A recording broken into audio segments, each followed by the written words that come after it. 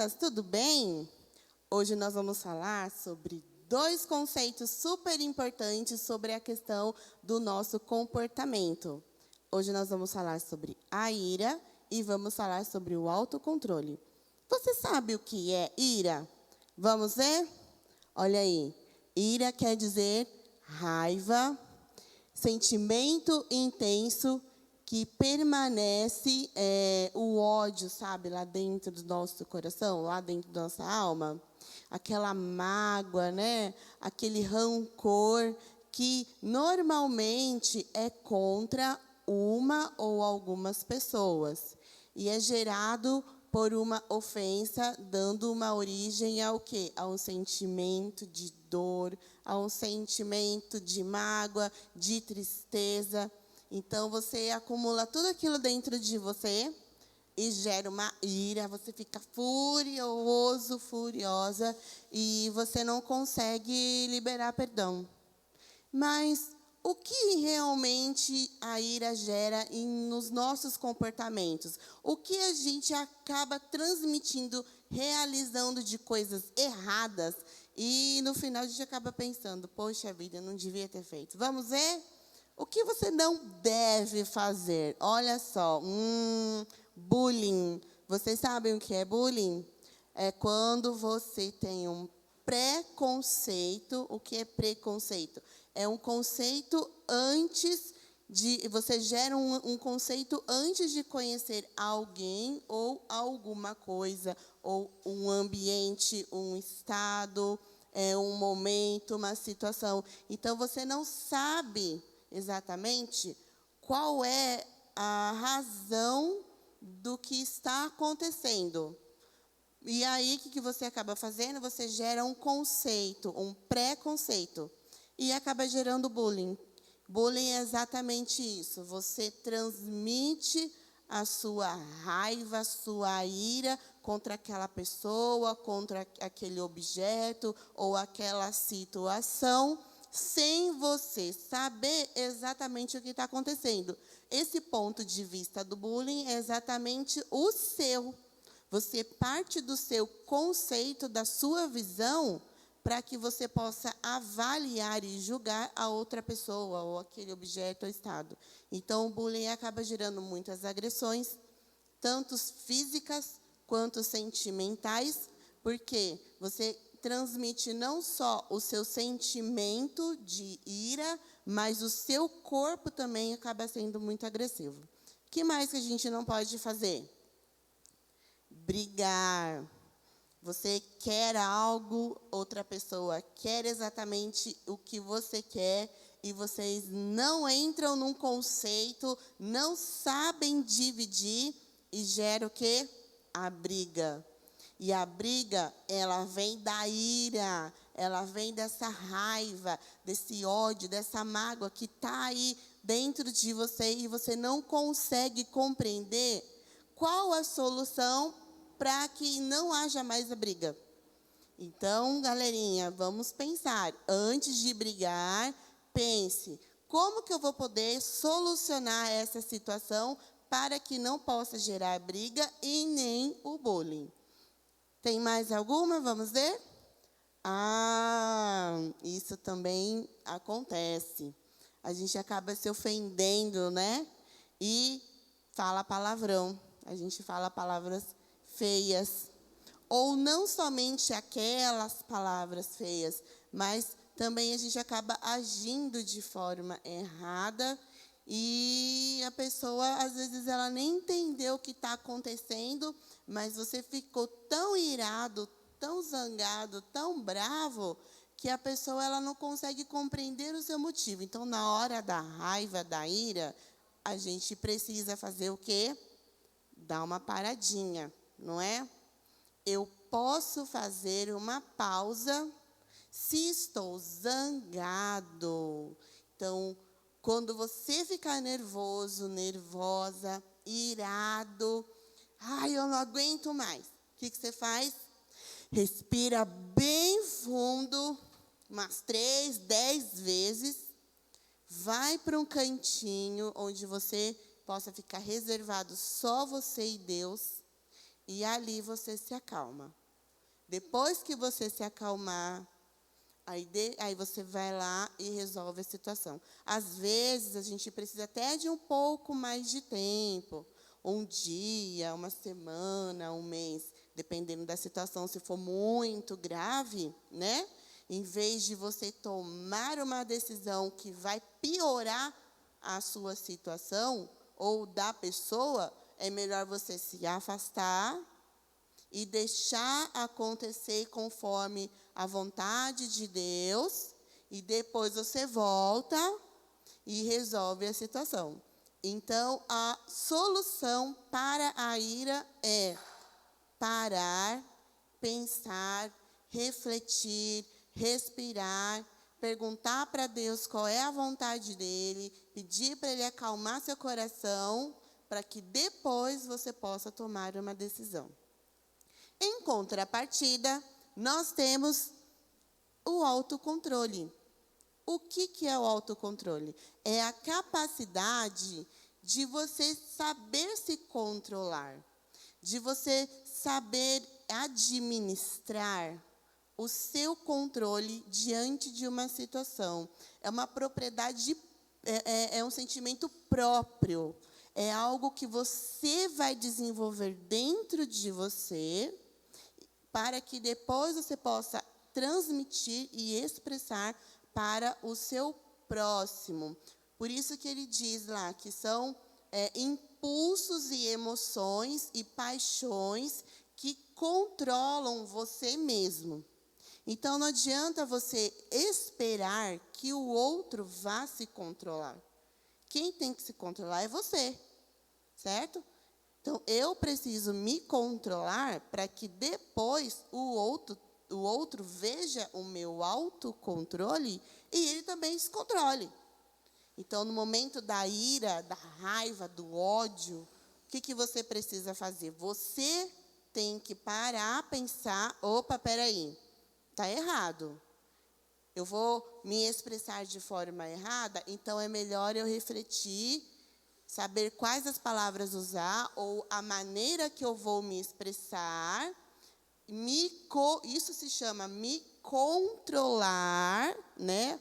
Me autocontrolar. O que é auto? Auto é próprio.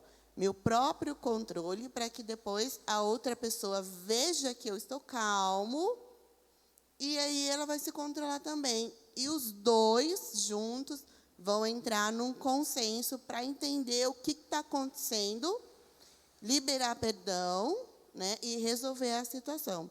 Às vezes, pode ser, turminha, que você encontre a situação, mas a outra pessoa não.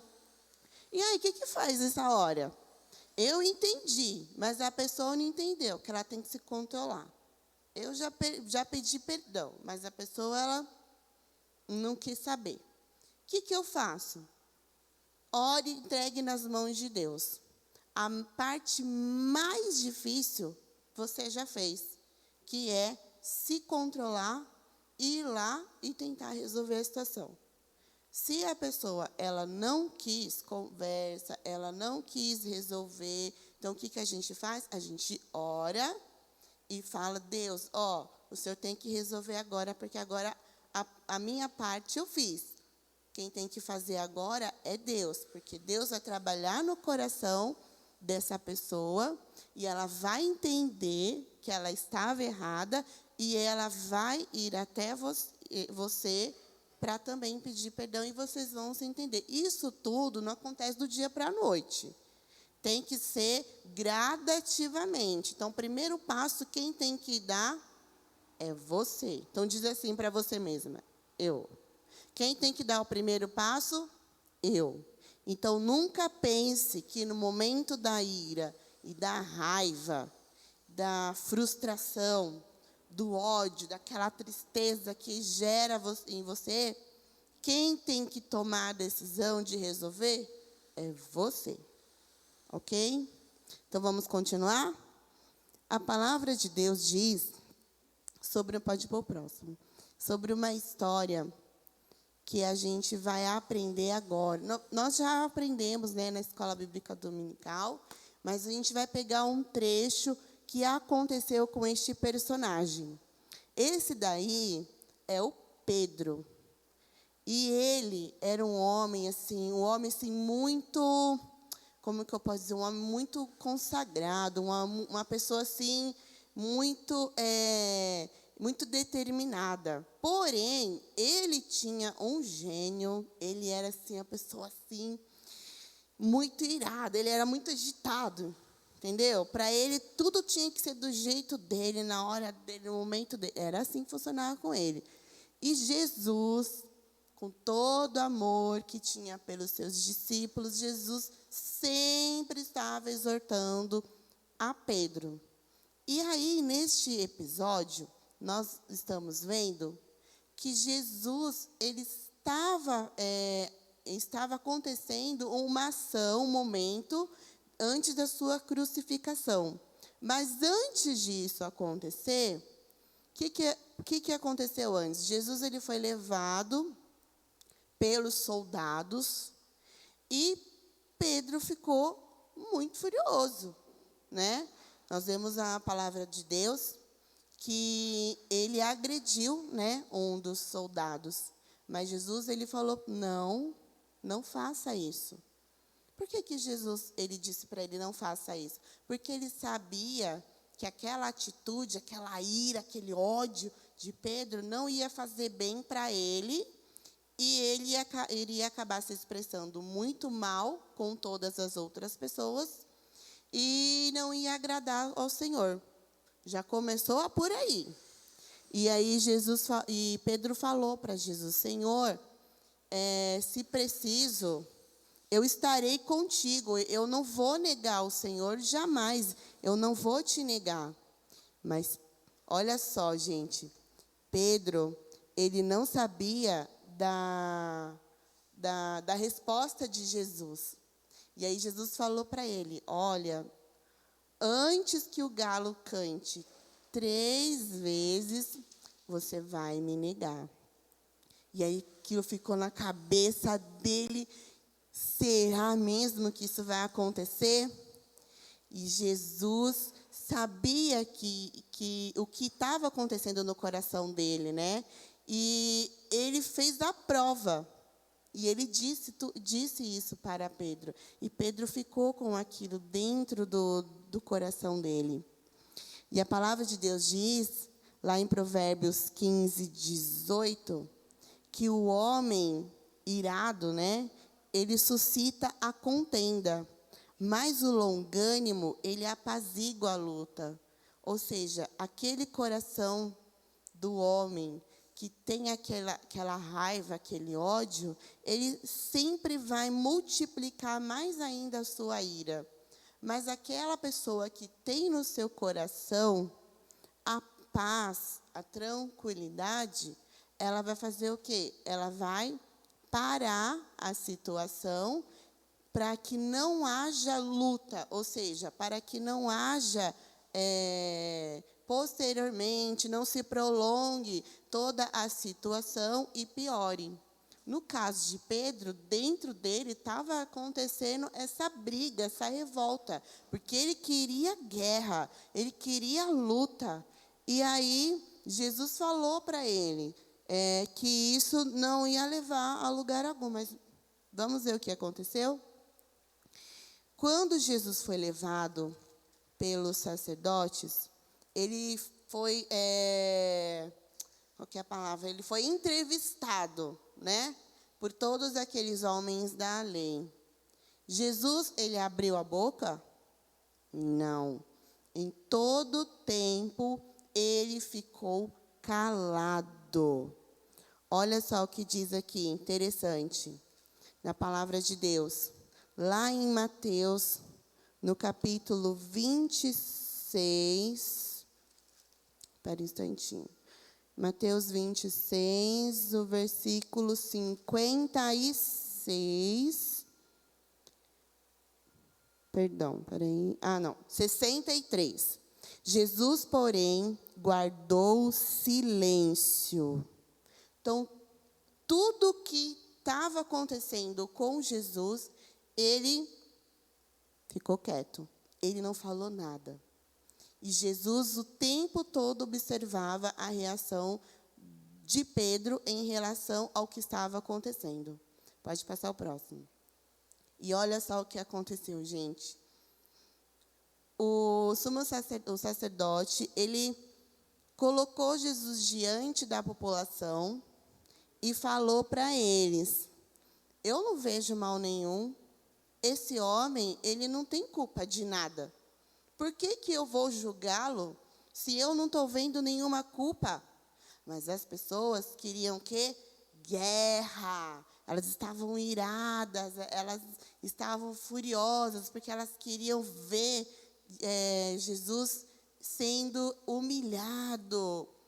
E mesmo diante dessa situação, Jesus guardou o silêncio. E Pedro estava vendo tudo que estava acontecendo.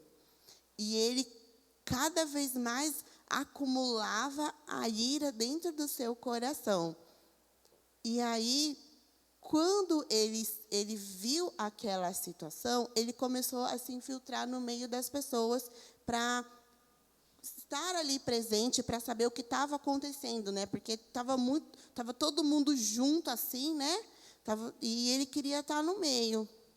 E quando foi a madrugada, o que aconteceu? Quem que cantou?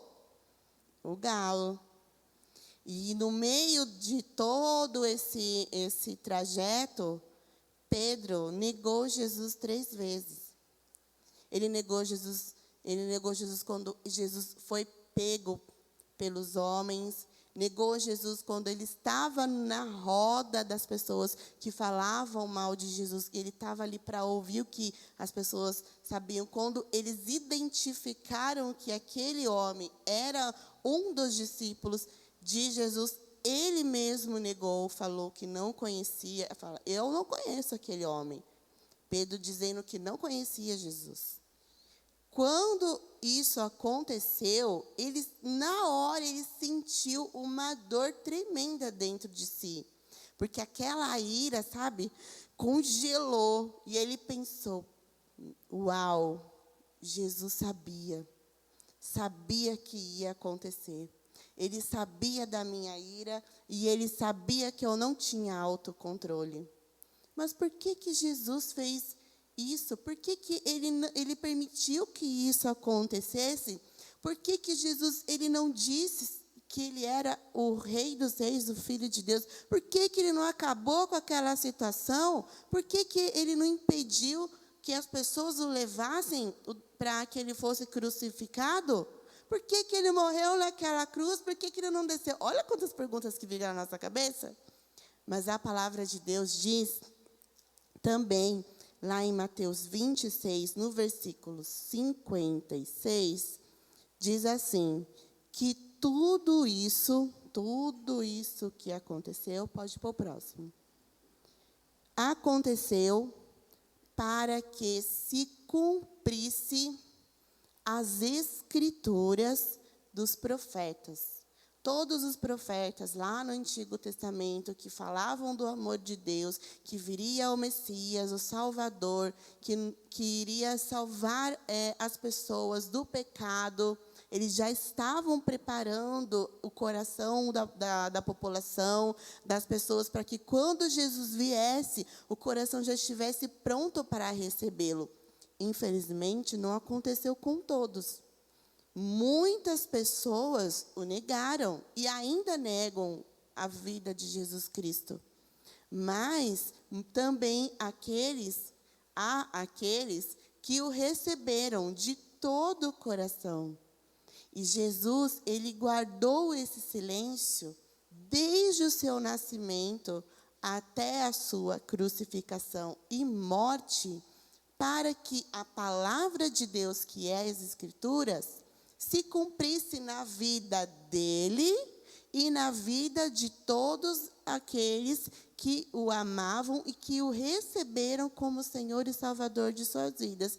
E também na vida daqueles que não acreditavam, porque o Senhor, ele sempre nos dá uma oportunidade para que nós possamos nos arrepender dos nossos erros e aceitar que Ele é a própria vida, em nós. E hoje, graças a Deus, né, ele está vivo. E ele vive no céu e quer viver hoje no seu coração. E a palavra de Deus diz, em João 3,16, que Deus ele amou o mundo. Ele entregou o seu único filho para morrer por você, por mim, por nós, por toda a humanidade. Por que ele fez isso? Entregou seu único filho, porque ele ama. Ele sempre amou você, desde o nascimento da barriga da mamãe, quando você estava sendo formado, Jesus estava presente ali, porque ele queria participar, sempre quis participar da sua vida. Então, crianças, o autocontrole, ele é importante na nossa vida, para que nós possamos vencer o mal com o bem. E olha só o que diz a palavra de Deus lá em Romanos 12, no versículo 21. Não te deixes vencer o mal. Ou seja, não pega o mal e usa ele para vencer ele mesmo. Não faça isso. Mas vença o mal com o bem. Ou seja, pegue o bem para que você possa vencer o mal. Em vez de você fazer o errado para vencer o errado, para tentar consertar o errado, não vai chegar a lugar nenhum. Você vai continuar multiplicando mais ainda o errado. Como que faz para solucionar o erro? Fazendo o certo. Então, você vai fazer o quê? O contrário. Enquanto todos estão indo fazer o errado, você está vindo fazendo o certo. É difícil? É muito difícil. É muito difícil, por quê? Porque você está contra, né? Você não está a favor do erro. Você está contra o erro. Mas Jesus, ele fala que ele estará presente com você todos os dias da sua vida. Então, independente de qual seja a situação que você estiver passando, Jesus, ele sempre estará com você. Então, aí a gente chega, né, a uma conclusão. A culpa é de quem? Bom, a palavra de Deus diz lá em Salmos 130, no capítulo 139, nos versículos 23 e 24, olha só que interessante que fala. Sonda-me, ó Deus, e conhece o meu coração. O que é sondar? Entra no meu coração, verifica, analisa, olha, né? E conhece o meu coração, ou seja, veja o que tem dentro do meu coração e aí o Senhor vai me conhecer. Prova e conhece os meus pensamentos. Faz a mesma coisa que o Senhor fez com Pedro. Me prova que eu estou errado, que eu estou errada, e conhece os meus pensamentos. Analisa o meu querer e o meu sentimento diante da situação. Me prova, estou errado? Estou certo? E aí, o que eu devo fazer? E o versículo 24 continua dizendo, vê se há em mim algum caminho mau. O que eu estou fazendo de errado? Né? Se o Senhor encontrar algum erro dentro de mim, nos meus sentimentos ou no meu pensamento, me mostra e guia-me pelo caminho eterno. Guia-me pela verdade. Me faz reconhecer que eu estou errado, que eu estou errada, e que eu possa consertar o meu erro e não cometer mais. Guiar pelo caminho eterno quer dizer guiar pela verdade. E a palavra de Deus diz que quem é a verdade? É o próprio Jesus Cristo. Então, guia-me pela vida do Senhor Jesus Cristo, Deus. Que Deus possa mostrar para você, criança, quais são as atitudes erradas que você vai estar passando no momento da ira, da frustração, para que você possa refletir e, naquele momento, parar e tomar a decisão certa, ok? Então, que Deus possa mostrar para você o que você realmente deve fazer diante da frustração.